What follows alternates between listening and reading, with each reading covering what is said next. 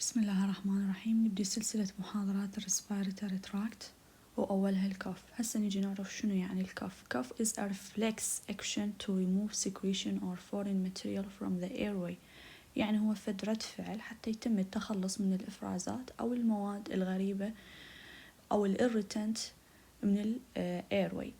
The majority of cough presenting in the pharmacy will be caused by a viral upper respiratory tract infection. يعني معظم مسببات الكف ومعظم الكف يكون هو نتيجة viral infection. type of cough عندنا بيه عدة أنواع، يا أما يكون productive يعني wet chesty cough. A productive cough expels secretion from the lower respiratory tract that if retained could impair ventilation and the lung ability to resist infection. يعني يكون ببساطة يسموها القحة الرطبة، يعني القحة اللي بيها بلغم. من تسأله للمريض انت تسأله شنو القحة مالتك، شنو طبيعتها، دا يطلع عندك بلغم لو بس تقح. فهاي البرودكتيف كاف، برودكتيف كاف expel secretion يعني يطلع المريض بلغم تمام من lower respiratory tract، لأنه هاي البلغم إذا بقى ممكن يعيق الفنتيليشن واللونج ability to resist infection، ممكن حتى أيضا يزيد خطر الانفكشن بوجود السبيوتم. زين، النوع الثاني اللي هو non productive يكون dry cough. هاي القحة اللي نسميها احنا جافة in which no sputum is produced، ماكو بلغم and has no physiologic purpose. These cough are usually caused by a viral infection and are usually self-limiting. يعني بالعادة هي تكون سببها فيروسي وتكون self-limited، تروح لوحدها. chesty non-productive cough. شوف هنا شنو يعني chesty، يعني هو بتعبير المريض يقول لك أني أحس القحة بصدري ما تطلع، يعني زين كابسة على صدري، القحة بصدري ما تطلع.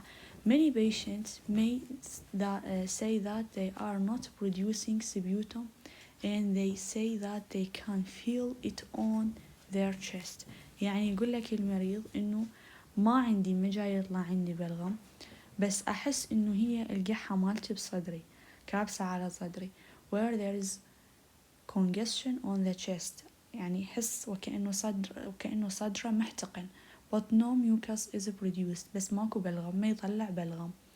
زين، بهاي الحالة هو ما عنده بلغم بس يحس إنه القحة بصدره، هنا شنو نصنفها productive لو non productive؟ لما نيجي نريد نعالج يقول لك this should be treated as a productive rather than non-productive. يعني هي صحيح مدى يطلع عنده بلغم، مدى يطلع عنده بلغم، بس لما تيجي تريد تعالجها وكأنما دا تعالج انت البرودكتيف كف، وكأنما دا تعالج القحة الرطبة، القحة اللي بيها بلغم.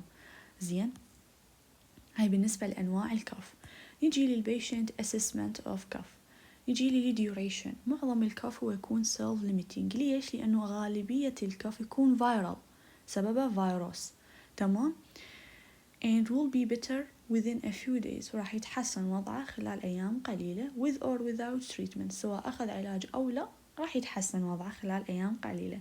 بصورة عامة إحنا لو إجا شخص وقال لك يابا الكف مالتي صار له تقريبا أسبوعين أو 3 أسابيع، هالفترة هاي بالتحديد أنت ما تقدر تتعامل وياه، هنا should be referred، لازم أنت تسوي له referral على مود شنو؟ على مود يسوي له further investigation، تجدرك يجوز المريض مثلا عنده فد certain infection، أو ممكن يكون عنده TB أو غيرها من الانفكشنز اللي ممكن تكون عنده، ممكن other disease مثل COPD، زين، اللي هو الكرونيك obstructive pulmonary disease، خصوصا إذا يعني كان الشخص مدخن وعنده history بالتدخين.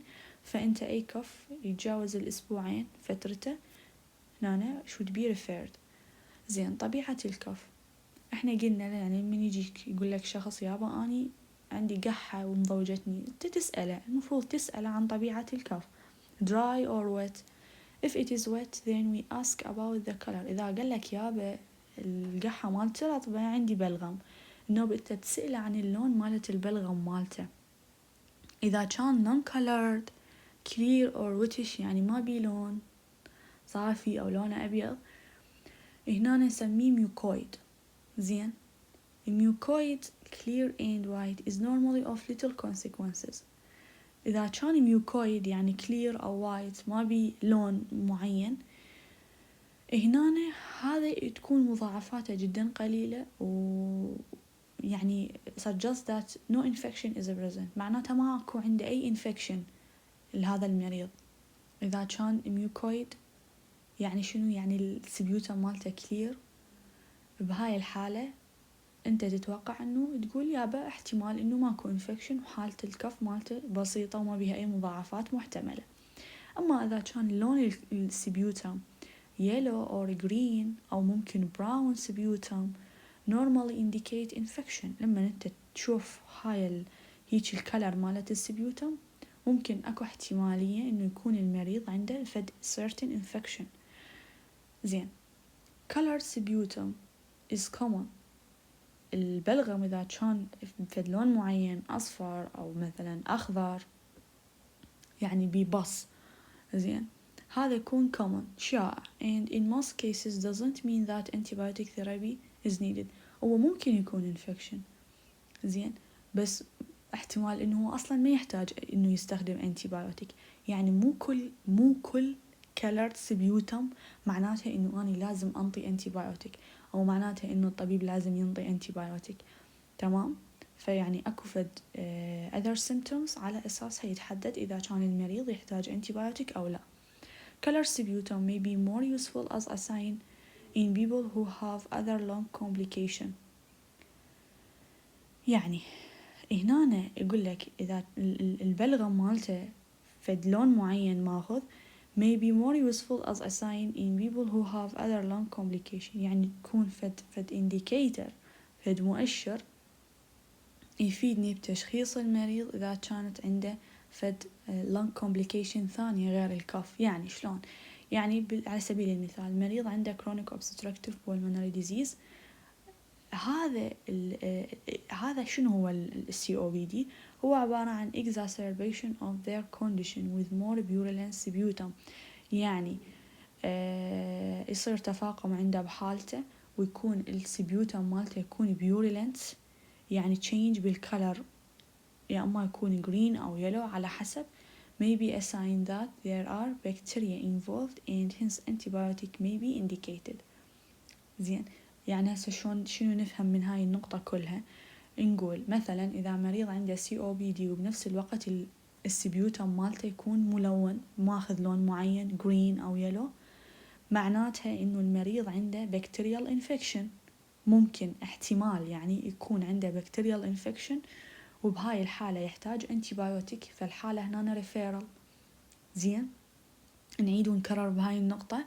السبيوتم مالته يكون colored وبنفس الحالة عنده lung complication، مو شرط COPD، ممكن أي lung complication ثانية.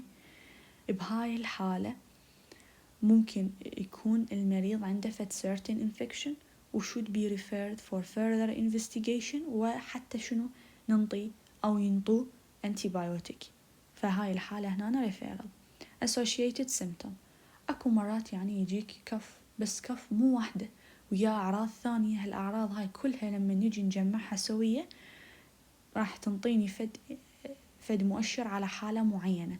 مثلا مريض عنده كرونيك كف أكثر، شون إحنا نقول كرونيك كف؟ أكثر من 3 أسابيع عنده قحة، وكان مثلا عنده هيموبتسس، أكو دم بالبلغم دا يطلع، ويا كرونيك فيفر حرارته عالية. زين، والفترة طبعا صار لها فترة إنه عنده فيفر، ويت لوس، قال وزنه، نايت سويت، يعرق بالليل. كلها هاي الأعراض ممكن تنطيك مؤشر على تي بي. فأنت بيشنت يجيك بيج حالة عنده كرونيك كاف ويا هيموبتسس ويا ويت لوس ويا فيفر ويا نايت سويت، وهاي الحالة أنت should be referred. ليش؟ لأنه ممكن احتمال كلش عالي يكون عنده تي بي. زين، وهي بالحقيقة كل 10 يقحون عندهم كرونيك كاف احتمال إنه واحد من عندهم عنده تي بي. زين.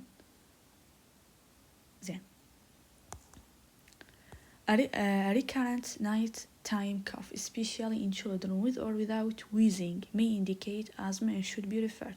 يعني طفل وعنده قحة متكررة وأكثر شي بالليل، سواء كان عنده wheezing صفير أو بدون صفير، هاي احتمال يكون الطفل عنده آزمة، خصوصا إذا كان عنده family history بالإكزيما أو الآزمة أو الهاي فيفر.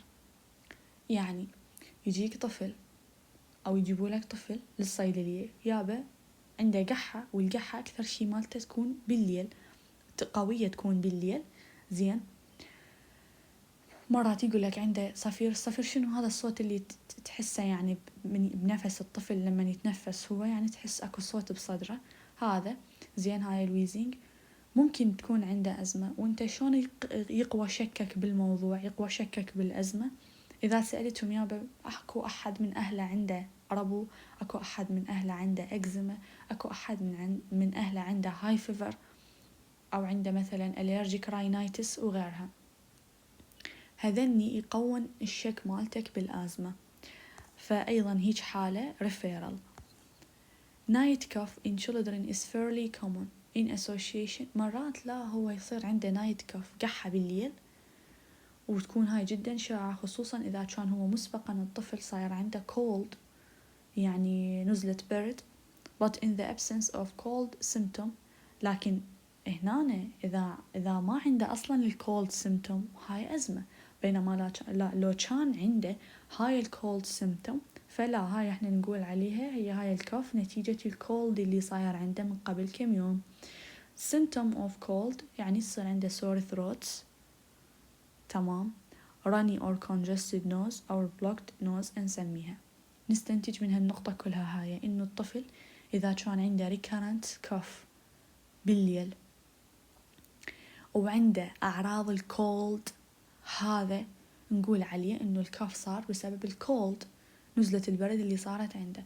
بينما لو كان الطفل عنده recurrent cough بالليل، سواء ويزينج أو بدون ويزينج، وما عنده أعراض الكولد اللي هي السور ثروت، الروني نوز، رشح أو احتقان بالأنف، زين، وغيرها، معناته هنا نقول إنه أكو احتمالية إنه يكون عند الطفل آزمة.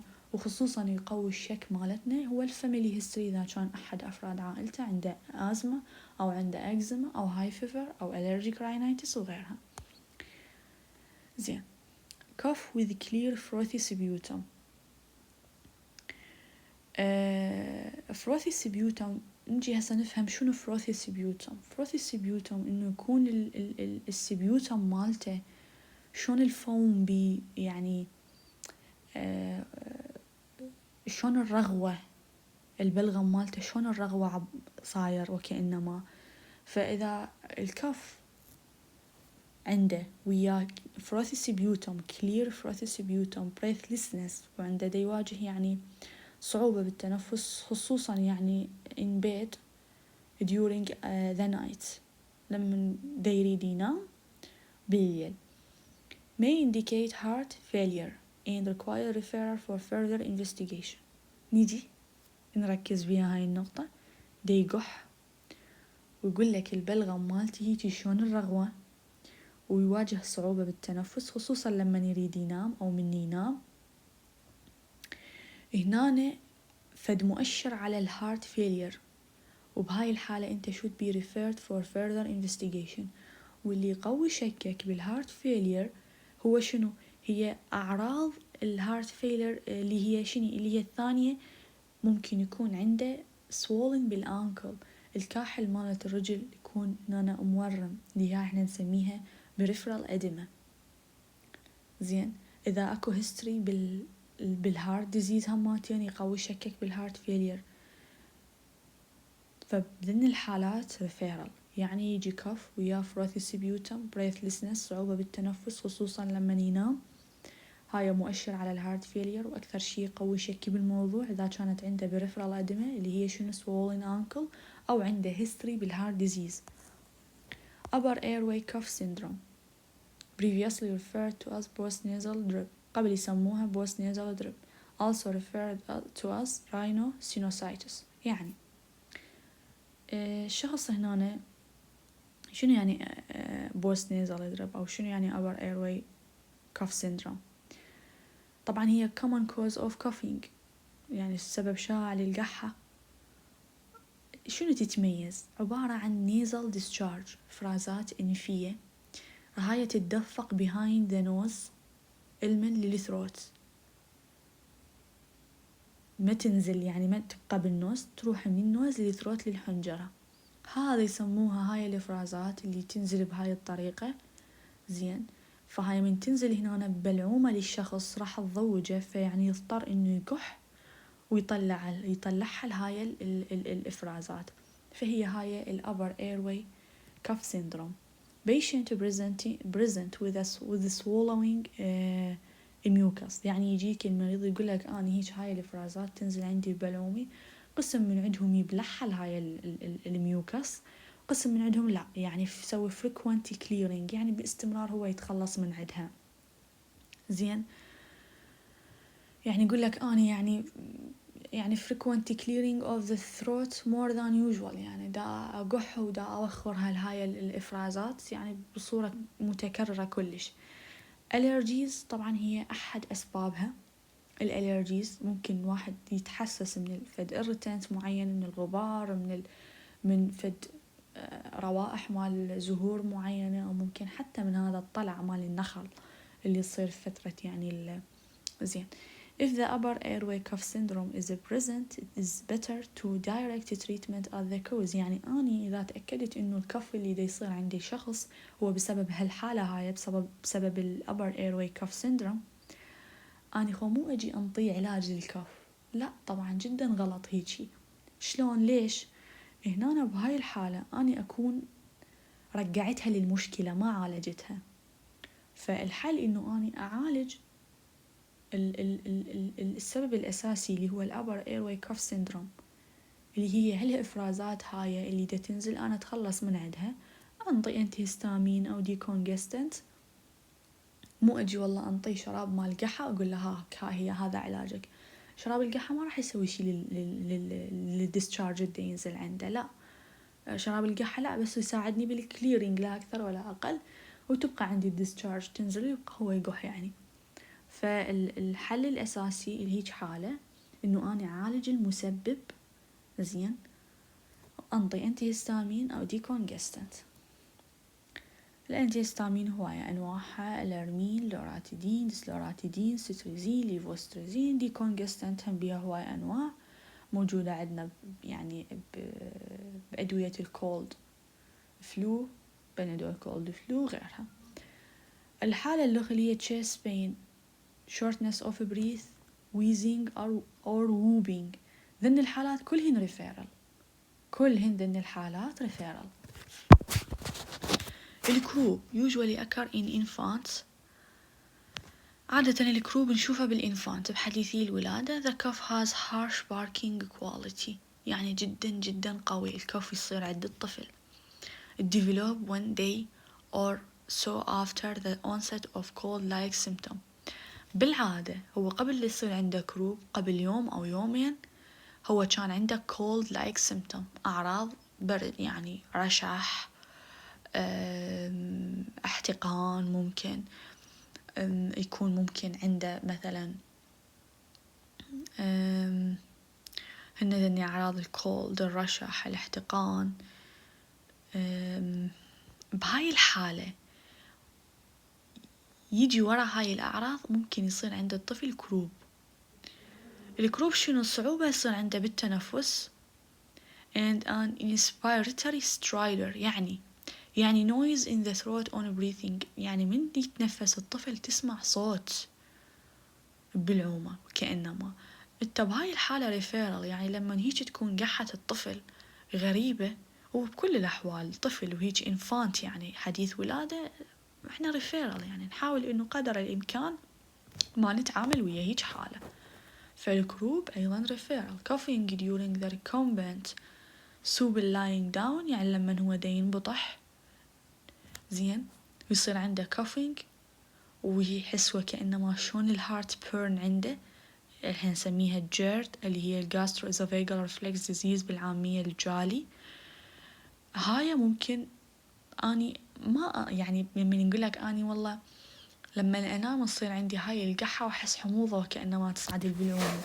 انت ترى هاي لما تريد تعالجها خو ما تنطيها شراب مال قحة لهاي الحالة، لا اكيد يعني نفس الفكرة. هم نعالج السبب اللي هو عنده ارتجاع مريئي اللي هو الجالي. ممكن انا اتخلص من هاي المشكلة واتخلص من الكف هماتين انه انطي اني انتي اسيد هنا أنا راح تعدل لي من حموضة المعدة، تعادل لي اياها واتخلص اني من هاي الحالة. يعني هم خلصت المريض من الجرد وخلصت المريض من الكف بنفس الوقت انه انا عالجت المشكلة.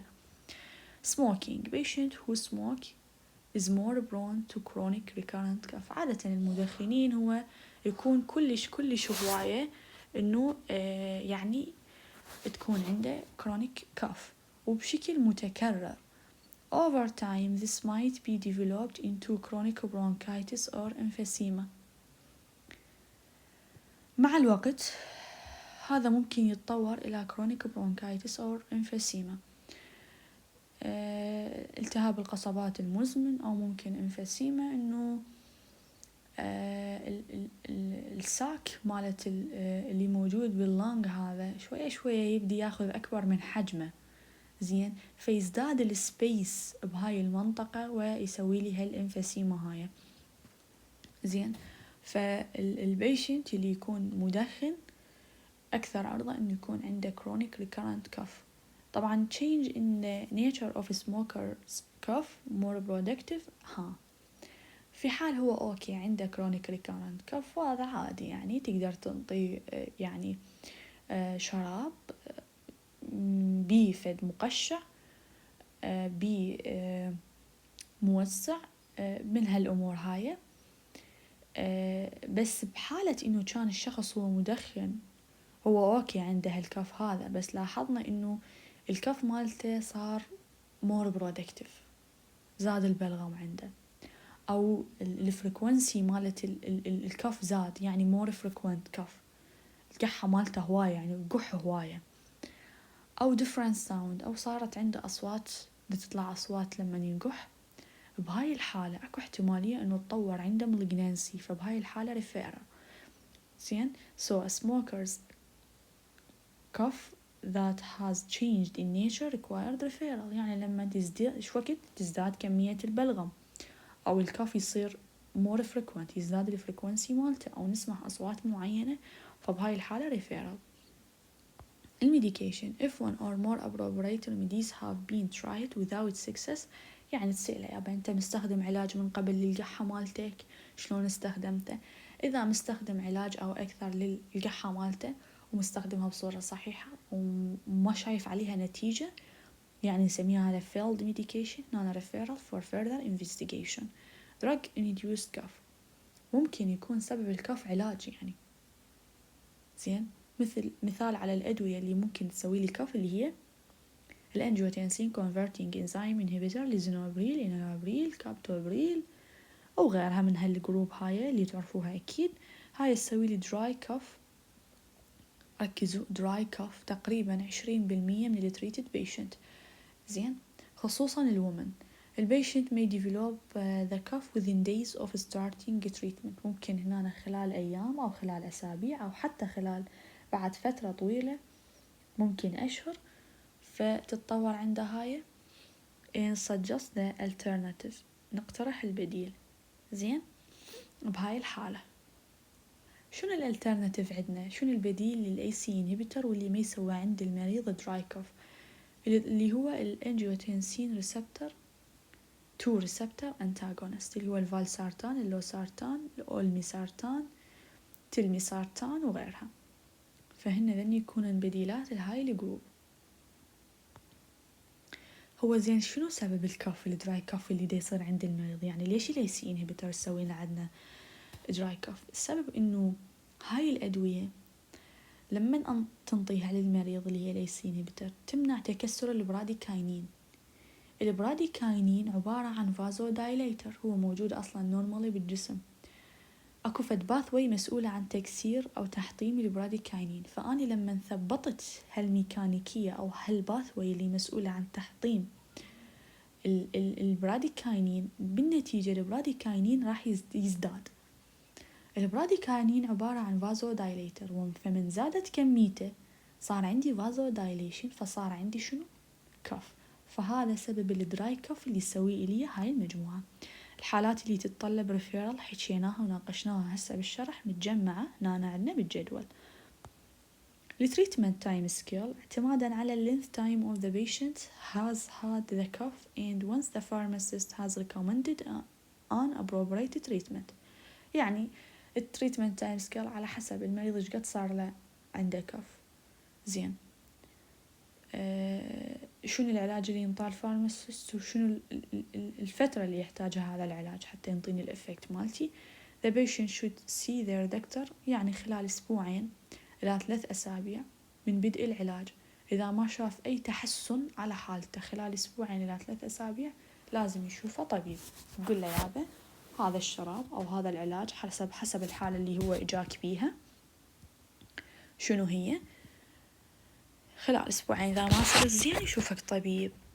نيجي على المانجمنت. بالمانجمنت عندنا non-drug measures اللي هو الديمولسنت. هاي الملطفات شنو يعني؟ non-medicated lozenges. هاي حبوب المص. هاي تقلل لي الكف. شلون قللت الكف؟ قللت لي الاريتيشن اللي صاير بهالمنطقة هاي. من اسمها هي ديمولسنت ملطفة، فمن قللت الاريتيشن بمنطقة البلعوم زين أكيد راح الكف شوية يخف. الديمولسنت may contain ingredient. شنو يعني؟ شنو تحتوي؟ شنو مكوناتها؟ أكثر شيء إحنا اللي نشوفه بالصيدليات مكوناتها هي تكون يا أما هوني ليمون أو جليسرول. زين they are thought to coat the pharyngeal mucosa. شون هي تقللت لي الاريتيشن؟ إحنا مثل ما قلنا تكوت لي الفارينجيال ميوكوزا. الميوكوزا مال هاي المنطقة تسوي لي كوت عليها، يعني physiological barrier. زين soothing inflammation تقلل من الانفلاميشن وتقلل من الاريتيشن، وبالتالي نقدر نستخدمها للكلى سواء كان برودكتيف أو نون برودكتيف، يعني قحة رطبة أو جافة it's okay إنه نستخدم بيها ديمولسنت. they are usually harmless. بالعادة تكون ما بها أي ضرر ورخيصة بنفس الوقت، وعندها بلاسيبو إفكت يعني كتأثير علاجي ماكو، بس هي تعتبر ملطفة.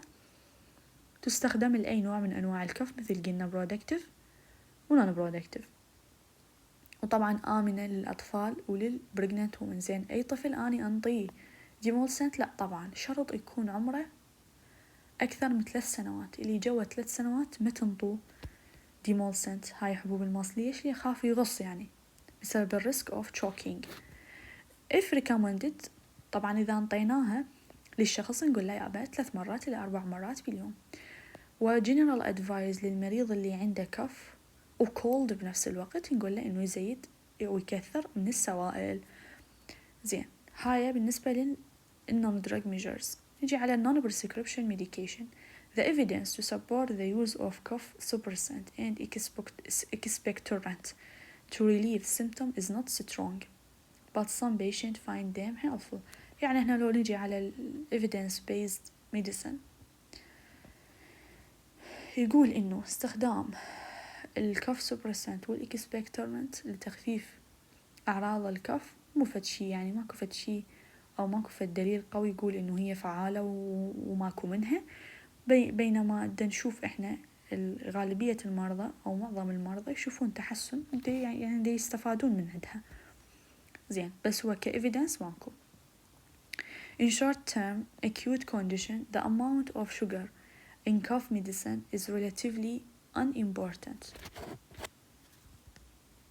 يعني بالshort term acute condition يعني الكف مالته يكون acute، والshort term فترة العلاج قصيرة. كمية الشجر عادة اللي موجودة بأدوية القحة تكون غير مهمة. لكن إذا كان المريض diabetic patient شنو نفضل لهم احنا؟ وهو أيضا بنفس الوقت المريض شو يفضل العفو sugar free product اللي ما بيها شجر. يعني حتى هاي حبوب المص تلقون عليها مخصصة لمرضى السكر موجودة عليها كلمة sugar free. As well many other customers who wish to reduce sugar intake for themselves and their children and many such product are now available. حتى ممكن الشخص يكون مو diabetic ما عنده سكر بس هو ما يحب الشجر أو الميديسنز اللي بيها شجر، أو حتى ممكن يعني يخاف على صحته أو على صحة أطفاله من هالباب يعني. فيعني هي تبقى على حسب البيشنت بريفرنس. الأنتيتاسيف cold suppressant كوداين، فولكوداين، ديكستروميثورفان are used for dry cough. احنا طبعا لما نيجي نقسم أدوية الكف نقسمها إلى اكسبكتورنت مقشعات، الميوكوليتيك طاردات البلغم، والأنتيتاسيف. بالنسبة للميوكوليتيك والإكسبكتورنت ذني حصرا للقحة الرطبة، أما بالنسبة لأدوية الأنتيتاسيف ذني حصرا للقحة الجافة. Codeine, Folcodyne, dextromethorphan are used for dry cough, although all three may be effective. بالرغم إنه كلهن ذني ثلاثة effective، بس الدextromethorphan والفولكوداين نجي على risk benefit أو نجي على السايد effect. هنا الدextromethorphan والفولكوداين lower risk of constipation and dependence developing مقارنة بالكوداين، إنه إمكانية أو خطر إنه يسووا لي إمساك وديبندنس إدمان يكون أقل مقارنة بالكوداين. In addition both فولكوداين والكوداين اثنيناتهم يسووا لي دروسنس، بينما dextromethorphan non-sedating in most people. الكوداين FDA recommended that the use of codeine containing cough medicine should be contraindicated in children younger than ال FDA هنا شو تقول يابا الكوف ريميديز اللي تحتوي على كوداين ممنوعة تنطيها للطفل اللي عمره جوال 18 سنة. التأثيرات الجانبية even at OTC doses، حتى OTC doses بهالجرعة هاي القليلة كان cause constipation، هذا من الكوداين. وبالهاي دوزز إذا المريض مسيوز للكوداين لشراب الكوداين هنا يسوي عنده respiratory depression، لأنه إحنا نعرف مجموعة الأوبويدز كعائلة كجروب يعني بالجرعة العالية تسوي له respiratory depression ويديد ممكن المريض بسببها. فهاي يعني هي ما تصير يعني بالجرعة OTC doses. OTC doses يسوي عندي constipation، بس بالهاي doses لا، يسوي عندي respiratory depression. Therefore it is best avoided in patient with impaired respiratory function. يعني المريض اللي عنده أزمة، المريض اللي عنده COPD أو عنده يعني من يعني فد disease or condition تعيق الفنتيليشن، هنا الكوداين شبيه not recommended، وبنفس الوقت should be avoided يعني يفضل إنه أنت تتجنبه. However, in practice, this is very rarely observed and doesn't preclude the use of cough suppressant in asthmatic patient. رغم إنه لو نجي عمليا بواقعنا العملي نادرا إنه نشوف هالشي، وما يعيق إمكانية استخدام الكوف سبرسنت بالأزماتيك بيشنت. يحكي من باب عملي، من الجانب العملي، حكاها من باب علمي ومن جانب عملي بنفس الوقت. Codeine is well known as drug abuse and sale must be refused because of knowledge or likelihood of abuse. يعني إذا مثلا يعني يقول لك هو هذا يساء استخدامه للكوداين خصوصا من جماعة الأدكت وما أدكت، وإحنا نعرف أكيد وكلكم تعرفون إنه صرفه لا يجوز إلا بوصفة طبية، تاريخ اليوم وختم وتوقيع من طبيب. زين، يعني ما ينطي over the counter، ما ينطي OTC الكوداين، أي شراب بكوداين ما ينطي. Dextromethorphan generally it is considered non-sedating and has fewer side effects and thought to have a low potential for abuse. قلنا عليه قبل شوية إنه ما يسبب أي نعاس، تأثيراته الجانبية قليلة مقارنة بالكوداين، وحتى احتمالية إنه يسوي إدمان جدا قليلة مقارنة بالكوداين. Its use should be avoided in children younger than. لو نرجع ونقارنه ويا الكوداين أي شراب بكوداين ما ينطي جوا عمر 18، بينما ديكستروميثورفان ما ينطي جوا عمر 12 سنة. والجرعة هاي عندكم. نيجي على الدايفينهيدرامين which is one of the sedating. طبعا الانتي هيستامين تستخدم بحالة شنو؟ بحالة الدراي كف، مثل الدايفينهيدرامين اللي هو الألارمين. نيجي على further reading 1. الدوز مالتها حاكيها لكم زين. بالنسبة لي الفولكوداين هم further reading 2. هاي هم حاكي لكم على الجرعة يعني مو هالقد مطلوبة، فقط تطلعون عليها. expectorant and mucolytic.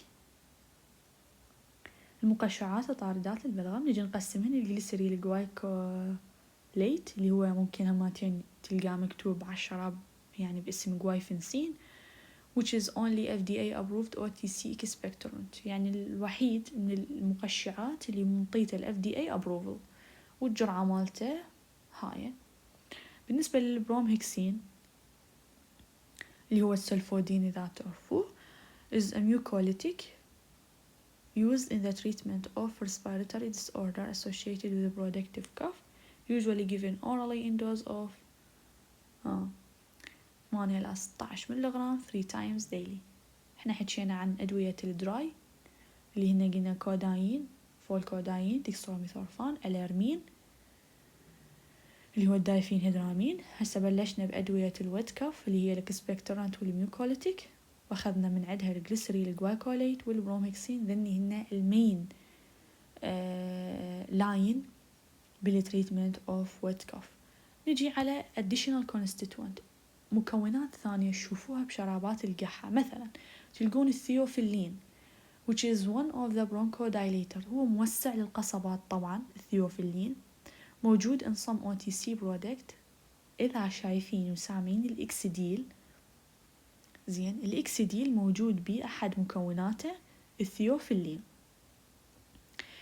It is best avoided because patient requiring medication to help with shortness of breath or wheeze are best referred. ليش؟ هو يقولك أنت بالعادة لما تحتاج تنطي شراب بثيوفيلين أكيد تنطي ليش هو موسع، تنطيه في حالة إنه المريض يحتاج موسع. وشنو الحالات اللي يحتاج بها المريض موسع؟ اللي هي shortness of breath أو wheezing. زين احنا ذن الحالتين اثنيناتهن قلنا عليهن referral. زين فأنت بالحالتين ما راح تنطي أصلا، لأن هو احتياجه المريض للثيوفيلين على كبرونكو دايليتر. زين هو ليش المريض يحتاج برونكو دايليتر؟ لأن عنده shortness of breath وwheezing. بس احنا بالشرح لما حكينا ذن الحالتين قلنا عليهن اثنيناتهن referral. زين المكونات اللي ممكن لخ نشوفها اللي هي السمباثومايمتيك اللي هي السيتوأفيدرين، الفينيلفرين، تاني تشوفوهن بالشرابات وحتى بأدوية الكف الحبوب يعني، وأدوية وحبوب الكولد مثل البنادول كولد فلو، بنادول ساينس، وهذن يعني 1 2 3 حبوب 1 2 3 الكونجستال. شراب سواء كان شراب الكونجستال أو كان حب تلقون بيهن sympathomimetic. These are commonly included in cough and cold remedies for their ليش عندهن bronchodilator effect وبنفس الوقت عندهن تأثير مضاد للاحتقان اللي هن decongestant. They may be useful if the patient has a blocked nose as well as cough but they can increase the blood pressure. حلو. أنا شو وقت أنطي شراب بسمباثومايمتيك؟ لما يكون المريض عنده احتقان، يعني يقول لك خشمي مسدود هيجي. بس أنت يعني هنا لازم تاخذ الحذر من ناحية شنو، تسأل إذا المريض عنده ضغط، عنده سكر، عنده أمراض قلب. ليش؟ لأنه ذني not recommended بهاي الحالات. يعني في حال كان المريض عنده ضغط ممكن ترفع عنده الضغط هاي الأدوية. ممكن إذا كان المريض عنده heart disease certain heart disease هنا هماتيا not recommended كون إنه هي ممكن تسوي عنده tachycardia. diabetic control ممكن أيضا impair diabetic control فهماتيا not recommended. coronary artery disease سواء كان عنده angina أو myocardial infarction MI hypertension diabetes mellitus hyperthyroidism ارتفاع بمستويات ثايرويد هرمون. ليش هاي الارتفاع بيها راح شي يسوي لي يزيد لي الادرينوسبتر سنسيتيفيتي فيعني لما اني اجي انطي سمباثومايميتيك راح احفزها من هاي الريسبترات وهي اصلا السنسيتيفيتي مالتها متزايده بسبب الهايبرثايروديزم وبالتالي اخلي المريض بخطر الكارديك افكت اذا انطيته من هاي السمباثومايميتيك. فبهاي الحالات اللي ذكرتها كلها هيج جروب من الادويه اللي هي السمباثومايميتيك not recommended. sedating antihistamine اللي هي الدايفينهيدرامين الكلورفينرامين هي أصلا ممكن إحنا نلقاها بشرابات القحة خصوصا ويا الانتيتاسيف لأنه إحنا قلنا الانتيهستامين ننطيها بالدراي كف والانتيتاسيف بالدراي كف فكومبينيشن ممكن نلقاهن سوية مرات حتى نلقى كومبينيشن ويا الإكسبكتورانت بس هو صراحة لو نجي للواقع هالشي غلط علميا اللوجيكال غلط. يعني انت مخلي يعني بشراب القحة مخلي انتيتاسيف ومخلي اكسبكتورانت شلون صارت شنو ربط الموضوع ما اعرف علميا غلط. يعني انه يكون انتيتاسيف ويا اكسبكتورانت بنفس الشراب علميا غلط بس هي موجودة. بس انه تشوف انتيتاسيف ويا انتيهستامين اتس اوكي زين لانه انت لما ننطيت انتيتاسيف ومخلي وياه بنفس الكومبينيشن اكسبكتورانت الانتيتاسيف هو شغلته شنو يكبس القحة ما يخلي الشخص يقح هذا الانتيتاسيف.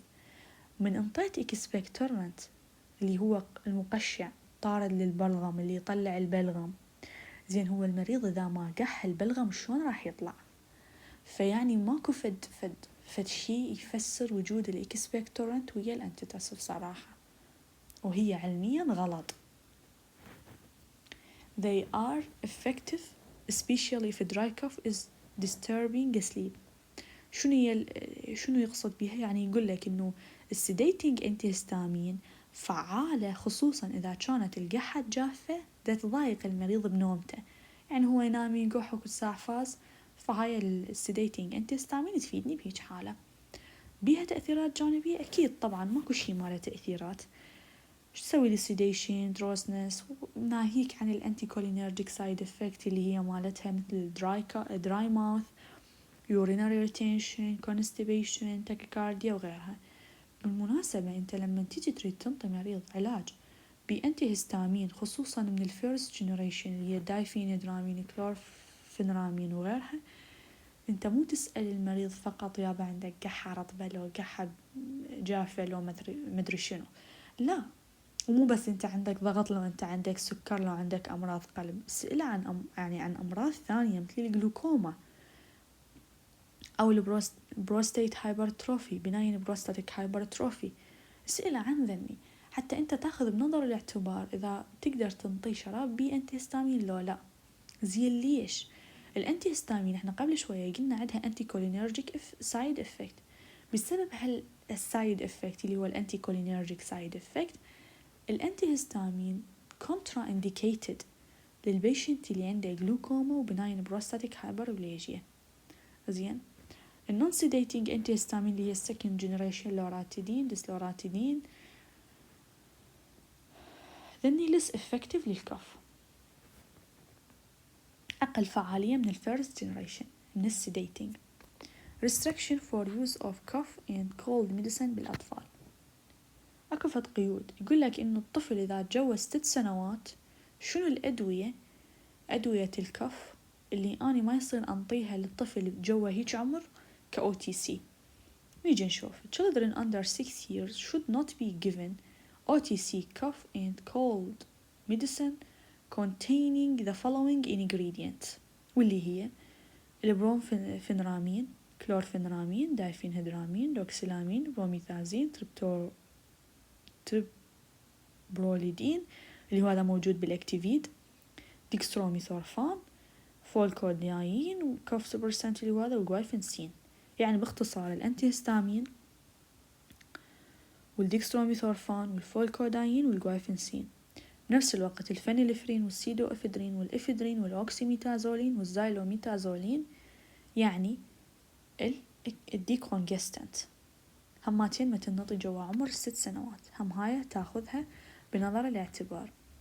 Children should not be given more than 1 cup or cold preparation. يعني لما تريد تنطي طفل شراب مال القحة انت مو تعطيه شرابين وثلاثة، لا، مو أكثر من شراب أصلا ولا أكثر من preparation at a time. ليش؟ لأنه different براندات مختلفة، شركات مختلفة ممكن تحتوي على نفس الactive ingredient.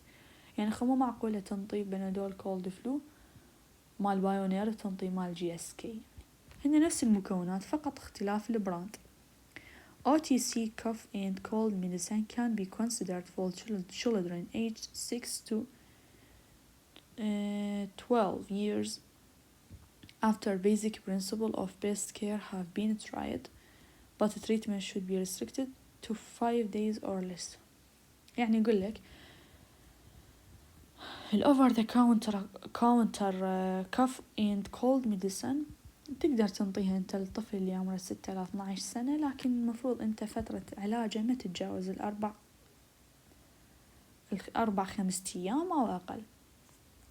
Best practice for treating cough and cold. انت هنا ال current advised on treating cold and cough in children تشمل لي نعطي سوائل، قل له يابا كثر سوائل.